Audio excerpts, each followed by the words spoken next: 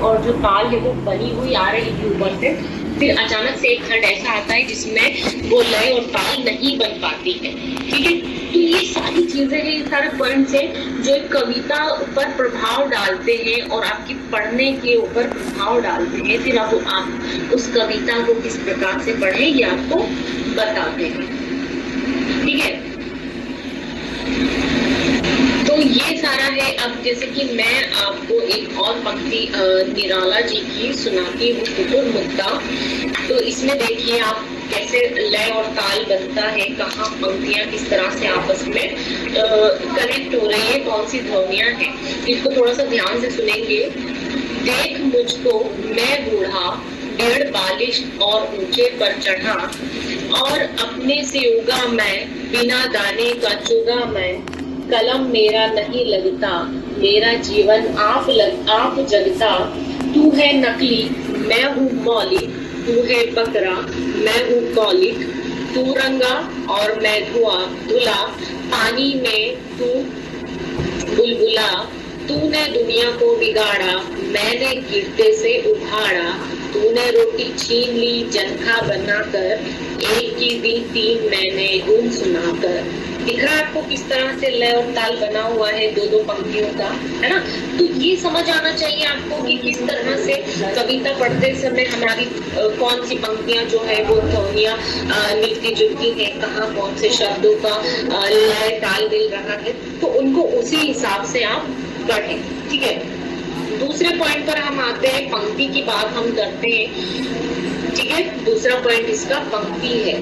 पंक्ति जो है वो कब समाप्त हो रही है ये भी ध्यान रखना बहुत जरूरी है, क्योंकि कभी ऐसा होता है कुछ कविता ऐसी होती है जिनमें समझना हमारे लिए थोड़ा सा मुश्किल हो जाता है पाठक को कि इसकी एक कविता की जो पंक्ति वो कहाँ समाप्त करनी है और कहाँ समाप्त ये हो रही है, तो हमें दिख नहीं रहा या पता नहीं चल रहा। तो इसके लिए कुछ बातों का ध्यान रखना जरूरी है। जैसे ये कौन निर्धारित करेगा कि पंक्ति कहाँ समाप्त होगी और कहाँ समाप्त होती है।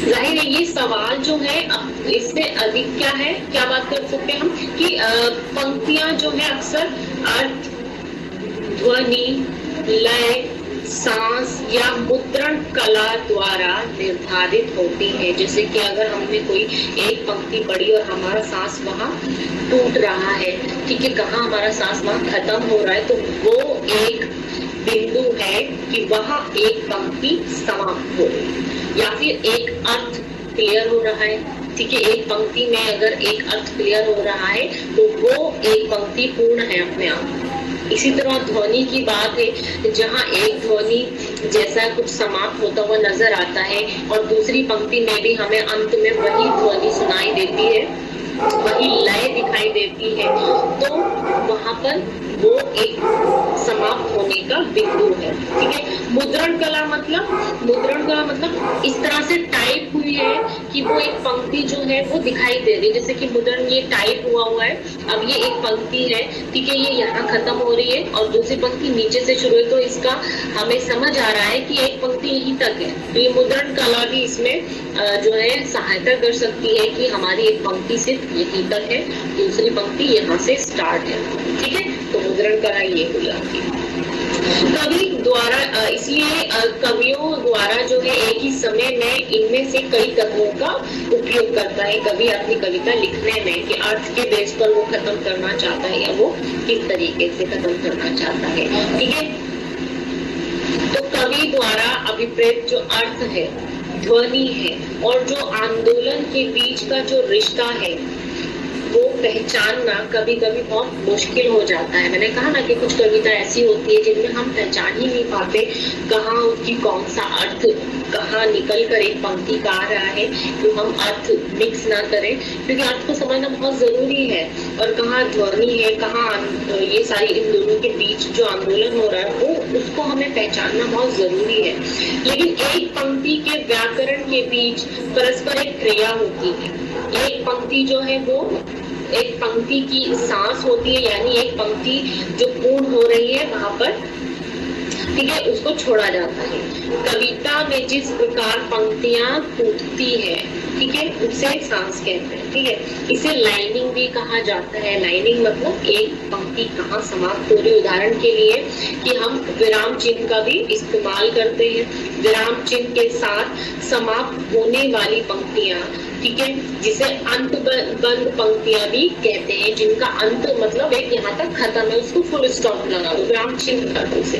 ठीक है, ये काफी सरल होता है हमारे लिए समझना कि एक पंक्ति यहाँ खत्म हो रही क्योंकि वहाँ विराम चिन्ह लगे हुए हैं, है ना। तो ये समझ में आ जाएगा देख कर के आपको यहाँ एक पंक्ति समाप्त हो रही है। ठीक है, तो ये बहुत सरल है।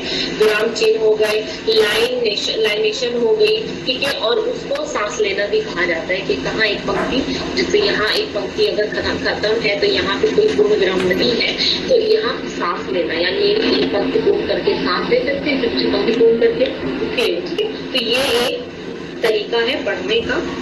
लेकिन ऐसी पंक्तियां जो अंतबद्ध नहीं होती, जिनका कोई अंतबद्ध नहीं होता, जहाँ पे कोई विराम चिन्ह नहीं होता, तो वो पाठकों के लिए चुनौतीपूर्ण होती है, क्योंकि वह या तो एक अधूरे वाक्यांश के साथ या फिर एक वाक्य के साथ समाप्त हो जाती है।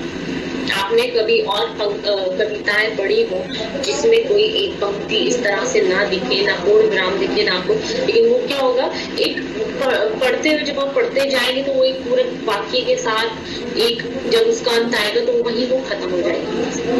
ठीक है, तो आपको उसको अधूरा भी हो सकता है वो वाक्य, और वो पूरा वाक्य भी पूरा भी हो सकता है। ठीक है, तो वाक्य के साथ ही समाप्त हो जाएगी वो पूरी पंक्ति, या फिर विराम चिन्ह से पहले ही वो पंक्ति खत्म हो जाती है, टूट जाती है। ठीक है, तो इसीलिए हमें ये सारी चीजें ध्यान रखनी चाहिए कि कहाँ पर कौन सा अर्थ जो है संप्रेषित हो रहा है, कौन सा जो व्याकरण है, किस तरह से चिन्ह है लगाए जा रहे हैं, और हमें रुकना है, कहाँ पर हमें सांस देखना है, तोड़ना है, और कब हमें रुकना है। तो ये सारी चीजें पढ़ते वक्त, पंक्तियों को पढ़ते वक्त हमें बहुत ज्यादा ध्यान रखना चाहिए। एक वाक्यांश या एक वाक्य के अंत में पढ़ना, भले ही उसमें एक या कई पंक्तियां हो, कविता की व्याकरण की भावना को बनाए रखना है। हमें व्याकरण बहुत इसमें इम्पोर्टेंट है। ठीक है, तो उस पर हमें बहुत ज्यादा ध्यान देना है।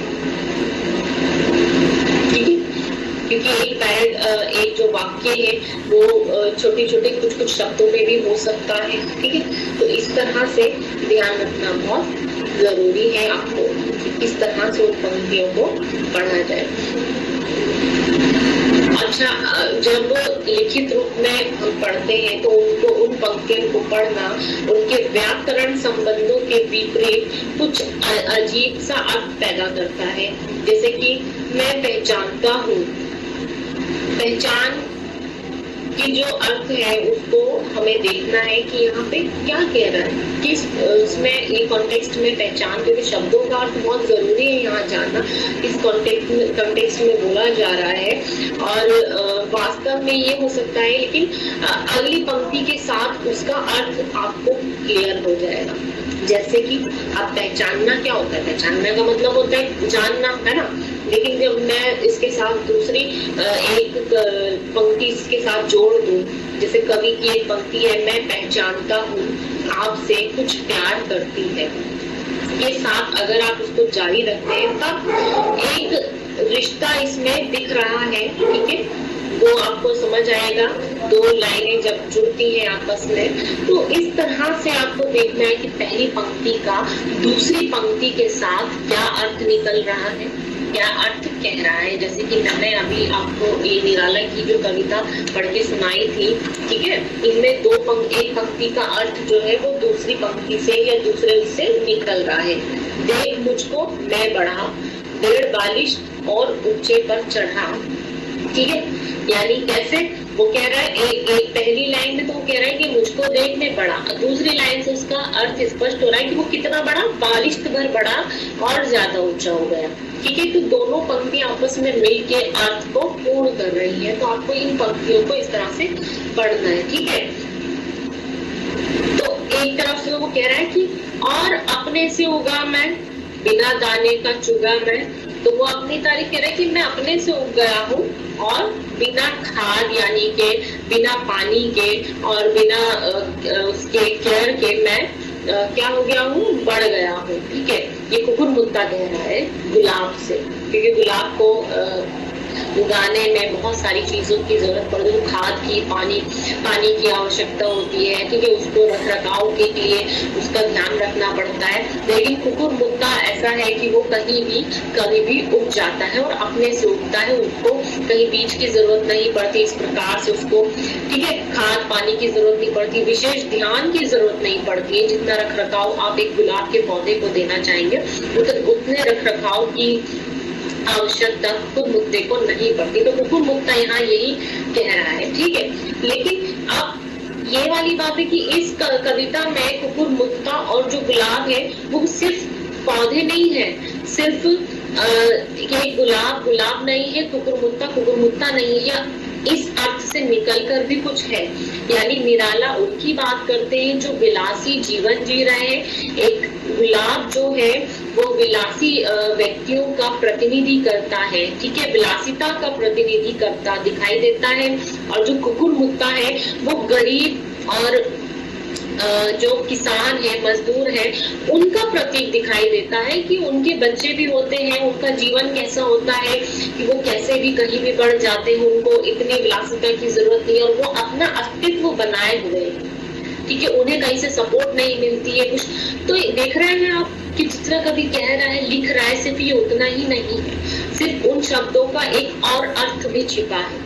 तो इसीलिए आपको जानना चाहिए, समझना चाहिए, कभी जितना लिख रहा है उसके अंदर भी कुछ छुपा है। ठीक है, तो इस तरह से ये चीजें स्पष्ट होती हैं।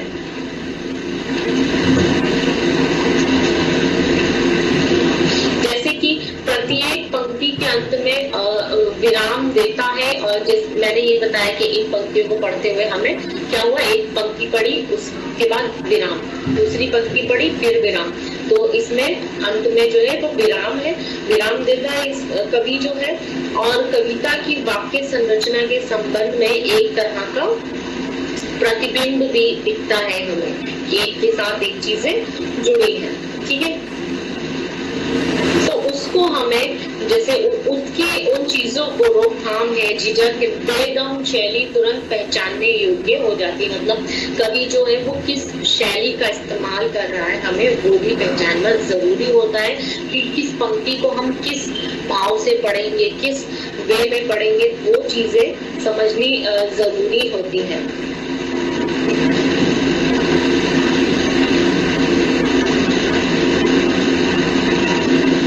कविताओं के लिए दृश्य प्रभाव भी महत्वपूर्ण हो सकता है।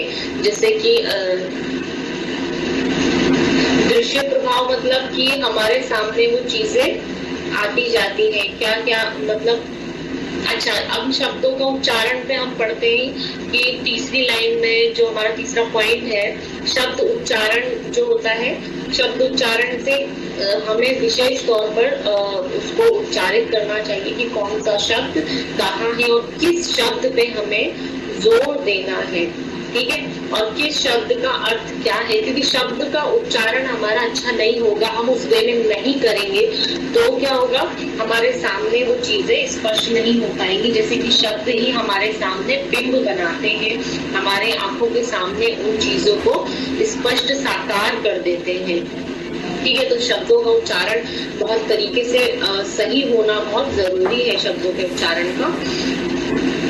तो इसीलिए हमें एक एक शब्द को देखकर और उसके भाव को समझकर, कविता के भाव को समझकर हमें कविता को दोहराना चाहिए, उसे पढ़ना चाहिए। और इसी तरह से हमें लय है तो उस शब्द को किस लय में पढ़ा जाएगा और किस भाव से पढ़ा जाएगा, किस ध्वनि के साथ हमें कविता के अंदर उस शब्द को पढ़ा जाएगा। जैसे कि अगर हम ये पंक्ति पढ़े, सूखकर काटा हुई होती कभी। ठीक है, तो कभी तो हम कैसे भी पढ़ सकते हैं, शब्द का उच्चारण कभी, लेकिन जब वो इस पंक्ति में आ रहा है तब अब जैसे कि पानी एक शब्द है, तो उसका आप कैसे नॉर्मल हम बात करें तो हम कभी कहते हैं हाँ पानी पीना है मुझे, पानी की प्यास, पानी दे दो जरा, ये है ना, पानी एक शब्द है। अब उसको आप कविता में कैसे उच्चारित करोगे, कैसे? जैसे कि यहाँ आया है, मैं आपको पढ़ के सुनाती हूँ।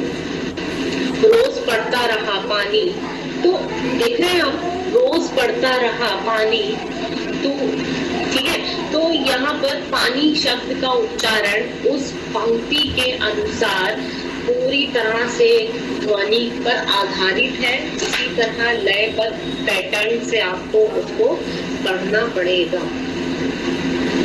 कि किस तरह से उसकी। अच्छा, और दूसरी बात, जब पंक्तियां छोटी हो जाती है, पंक्तियां बड़ी हो जाती है, तब भी उनमें शब्दों के उच्चारण पर हमारा उसका जो है वो प्रभाव पड़ता है कि किस प्रकार से वो एक प्रभाव छोड़ता है।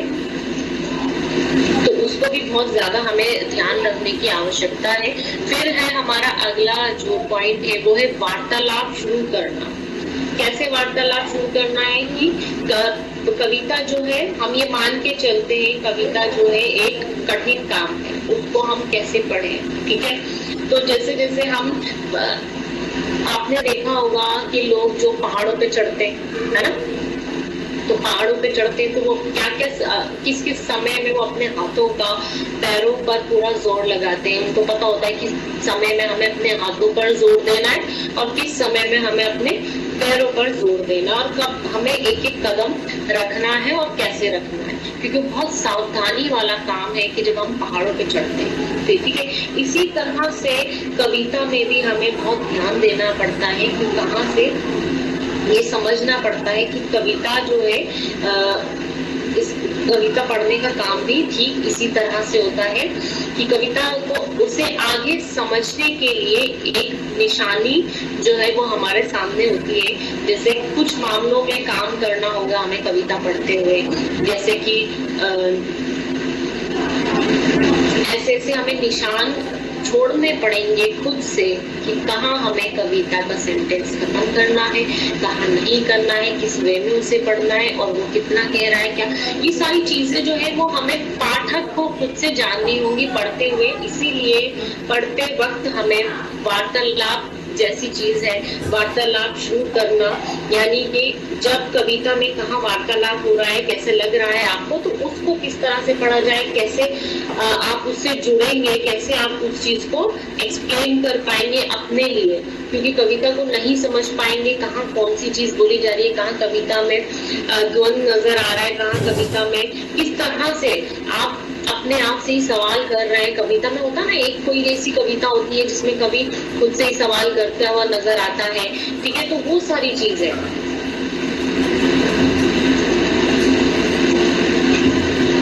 जो कविता में लिखा गया हो उस पर हमें बहुत ज्यादा ध्यान देना चाहिए, ठीक है। जैसे कि कविता पढ़ने का पहला अनुभव जो होता है वो निजी और व्यक्तिगत जरूर हो सकता है, क्योंकि जब आप पहले बार पढ़ेंगे तो आप उसे अपने तौर पे लेंगे, ठीक है ना। फिर इसके आगे फिर क्या होगा, कविता के बारे में आप जब बात करेंगे तो एक प्राकृतिक और ये क्या होगा, एक महत्वपूर्ण कदम होगा। जब आप कविता के बारे में बात करेंगे, ये हमारा एक महत्वपूर्ण कदम है, क्योंकि पहली बार तो हमने नॉर्मल से वे में हमने एक कविता पढ़ ली, तो जब दूसरी बार पढ़ रहे हैं तो दूसरी बार पढ़ने में हमें इन चीजों का बहुत ध्यान रखना पड़ता है। ये कविता क्या कहना चाह रही, कविता के बारे में एक सवाल मतलब है कि कविता जो पढ़ते हुए जो उसमें हमें प्रश्न जैसी अनुभूति महसूस होती है कि कविता क्या कह रही है, कवि कहना क्या चाह रहा है, तो उन सवालों को भी समझना बहुत जरूरी है।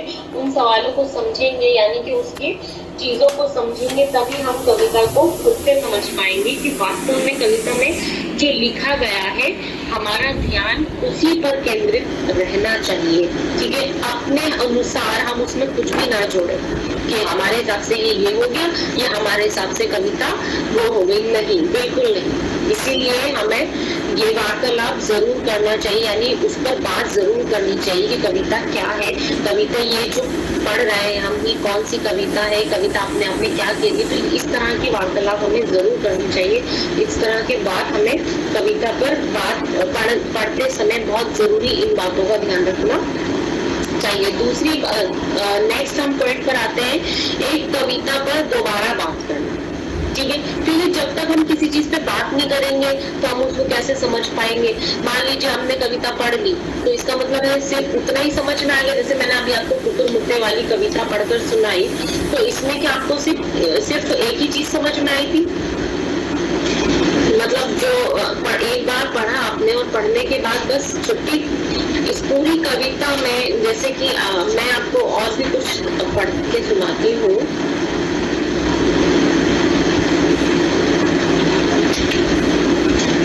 कि इन्होंने एक कविता में ये कहा है, आया मौसम खिला फारस का गुलाब, बाग पर उसका पड़ा था रोबोदाब, वहीं गंदे में उगा देता हुआ बुत्ता, पहाड़ी से उठे सर फेंक कर बोला कुकुर मुत्ता, अबे सुन दे गुलाब, भूल मत जो पाई खुशबू, रंगो आप तू चूसा खाद का तूने अशिष्ट, डाल पर इतराता है कैपिटलिस्ट, कितनों को तूने बनाया है गुलाम, माली पर रखा सहाया जाड़ा घाम, हाथ जिसके तू लगा पैर सर रख कर वे पीछे को भगा, औरत की जानिब मैदान ये छोड़कर, तबेले को कट्टू जैसे तोड़कर, शाहों राजों अमीरों का रहा प्यारा, तभी साधारणों से तू रहा न्यारा। ठीक है, तो ये आपने इतना हमने इतना इस पोर्शन को पढ़ा, तो क्या सिर्फ इतना पढ़ने से कविता समझ आ गई जो लिखा है ना? नहीं, इसके बाद हम वार्तालाप शुरू करेंगे कि इस पर हम बात करेंगे कि वाकई में ये कविता क्या है, कहना क्या चाह रहे हैं और किस किस संदर्भों का इस कविता में प्रयोग किया गया है, किन किन उदाहरणों को दिया गया है, किस प्रकार जो कवि है उसके मन का भाव क्या है, वो क्या व्यक्त करना चाह रहा है इन पंक्तियों से। ठीक है, हमने एक बार बात कर ली, लेकिन फिर भी जरूरी है कि हम उस कविता पे दोबारा बात करें।